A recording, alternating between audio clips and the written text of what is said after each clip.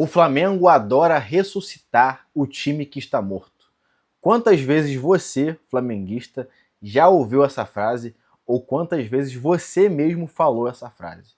É verdade que na história do Flamengo reza a lenda que todas as vezes que um time está mal no Campeonato Brasileiro, o Flamengo ajuda entregando 3 pontos a ele. E esse jogo contra o Remo era um jogo que o pessoal estava brincando nas redes sociais sobre o teste de fogo para o Leonardo Jardim no Flamengo. Será que essa lenda de ajudar um time que estava morto iria influenciar na partida de hoje? E a verdade é que o que vimos dentro de campo foi uma mudança de comportamento muito grande. Isso não aconteceu e o Flamengo simplesmente atropelou. Foi brutal contra o modesto Remo, que vem da segunda divisão, tem novos jogadores chegando, o treinador Condé está buscando uma forma de conseguir colocar cada jogador em seus devidos lugares e ter algum resultado dentro de campo, mas o Flamengo não tem nada a ver com isso. E a verdade é que nós conseguimos sair então com os 3 pontos e entrar no G4.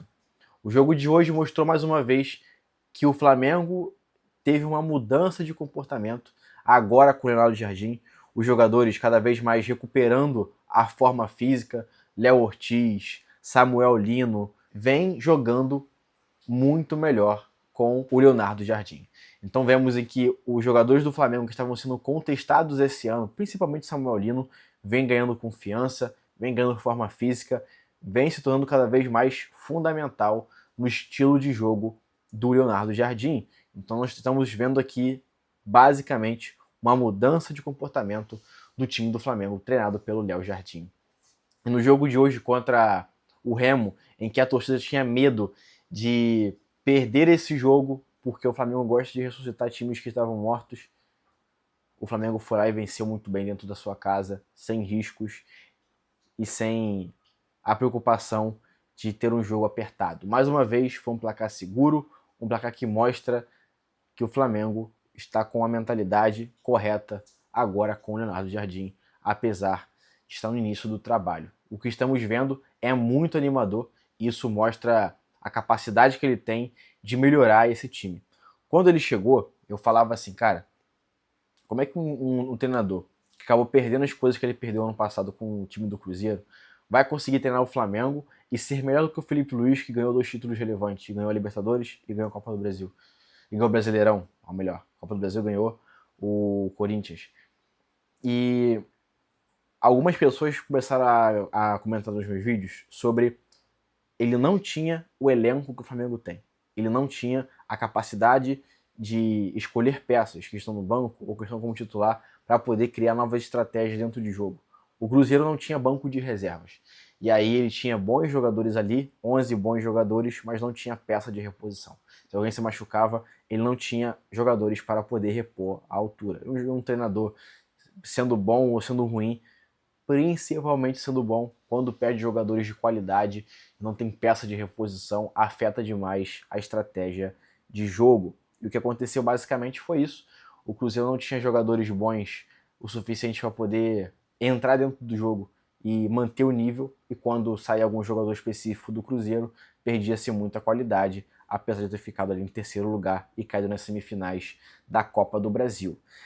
E aí entra muito aquele ponto do que espera do Flamengo agora, com o grupo que já saiu. O Flamengo vai enfrentar o Cusco, né, do Peru, vai enfrentar o Estudiantes e vai enfrentar o Independiente Medellín da Colômbia. São 3 times com níveis de dificuldade diferentes, né?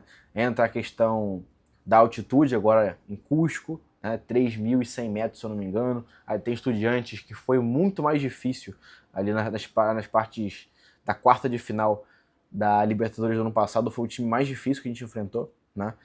A gente conseguiu passar ali por eles nos pênaltis, mas foi um time muito difícil e que acabou sendo ali um dos principais times da Argentina no ano passado.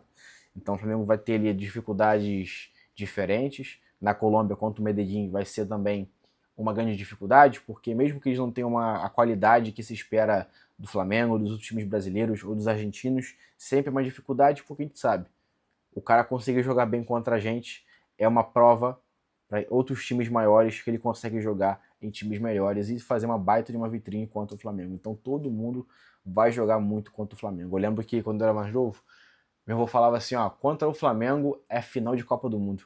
E esse que é o pensamento. Contra o Flamengo é final de Copa do Mundo. Todo mundo quer jogar. Então, sendo time fraco, sendo time médio, sendo time que é fraco, mas está na altitude, vão querer jogar muita bola contra o Flamengo, que é o principal time a ser batido, porque é o atual campeão da Libertadores da América. E voltando sobre o jogo ainda do Remo, hoje, o Remo acabou dando muito espaço para o Flamengo, que conseguiu ter aquelas transições, aquele toque, não tá mais comigo, como o Vilani, que bem narrou esse jogo, falava, e o Flamengo muito solto dentro do jogo. Jogadores confortáveis nas suas posições, buscando a bola cada vez mais. O Luiz Araújo aparecendo para poder se apresentar e buscar a bola lá atrás.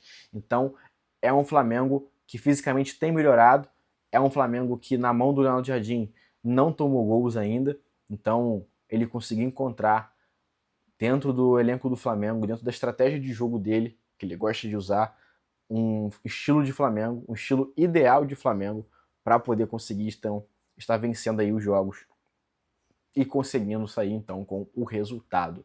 Agora é esperar os próximos jogos e ver o que vai acontecer nesse desenrolar. Vamos enfrentar agora o Corinthians lá em São Paulo no domingo e torcer para que o Flamengo consiga então sair com o resultado, o melhor resultado possível lá de São Paulo. O Flamengo perdeu para o Corinthians na parte da Supercopa do Brasil e agora vamos ter a oportunidade de uma revanche. Mesmo que não esteja valendo o título, é importante agora somar os 3 pontos, porque quando começar cada vez mais as novas competições, a Copa do Brasil, a Libertadores, vamos ter que poupar alguns jogadores principais no Brasileirão e com o risco de perder alguns pontos. Então, a hora de fazer pontos é agora, enquanto temos apenas o Brasileirão. E você, o que você achou desse jogo do Flamengo contra o Remo?